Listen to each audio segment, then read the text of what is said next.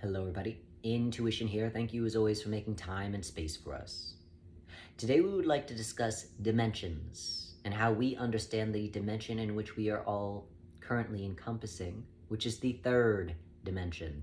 And we feel as though this is an important thing to discuss because there is a lot of people that will say that we're in the fourth dimension, we are in the third dimension, we were in the 10th dimension.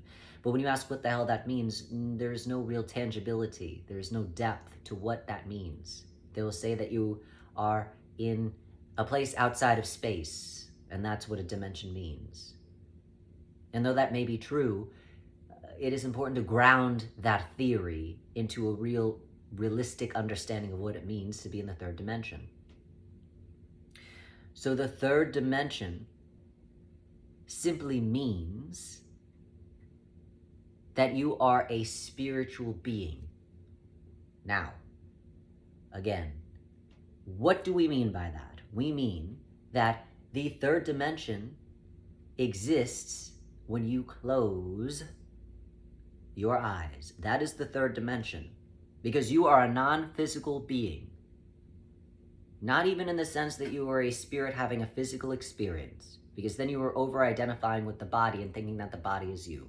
The body is not you. You are not the body. The body is its own autonomous being, and the body is in the second dimension. We say that because if you open your eyes, who's in front of you? The body. The body is in front of you. You see the body that is in front of you.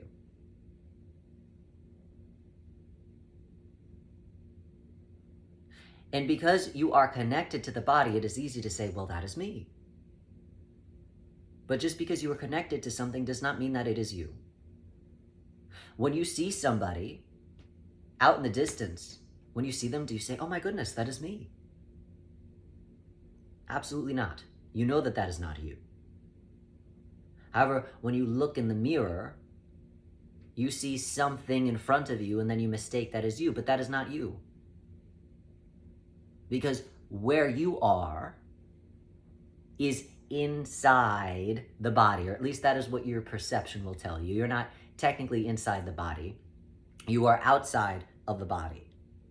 More, the seat of consciousness, which is what it is that you are, the spirit, is hovering right outside of the body. And that's why you're connected to it and not the body. But because you are connected through it, through the sensory organs, when you open your eyes, it will seem as though you are the body.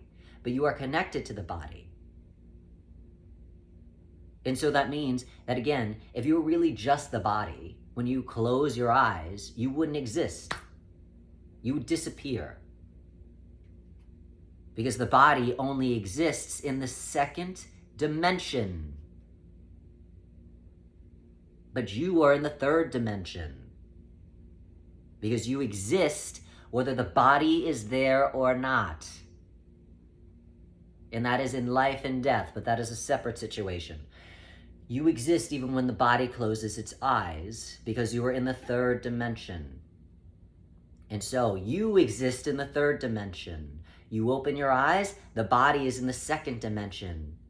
And everything outside of the body is the first dimension.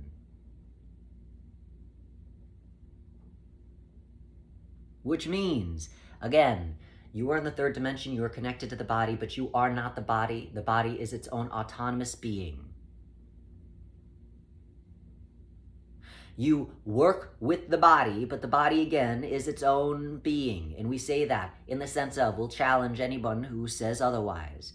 You don't know every cell within the body. You don't know how the distance between different organs within the body. But guess who does? The body. The body knows the space between every organs, every cell by its name.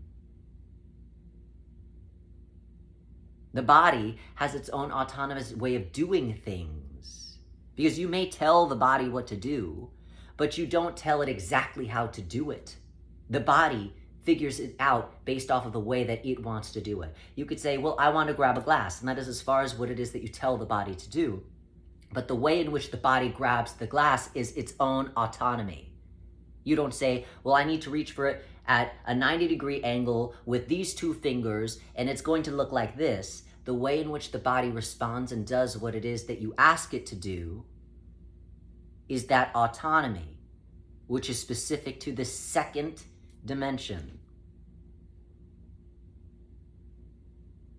And what the body sees, because the body doesn't really see with the eyes in the way that we are using the organ to see with the eyes, what the body sees is the first dimension, which is everything outside of the body.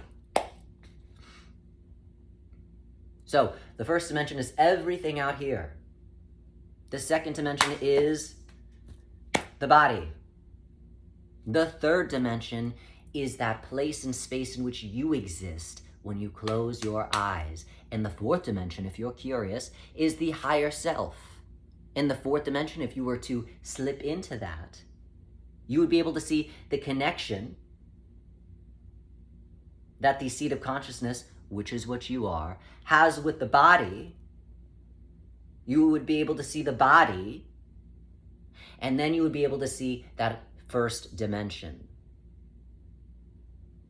But when you are in the fourth dimension, you cannot see yourself, just like as we are in the third dimension and we cannot see ourselves. But we get confused when we see the body and think it is us. However, it is not us. We're just connected to it. Just like the body mistakes what's out here as itself and not sees its own connection to it. So that is what we understand what it means to be in the third dimension.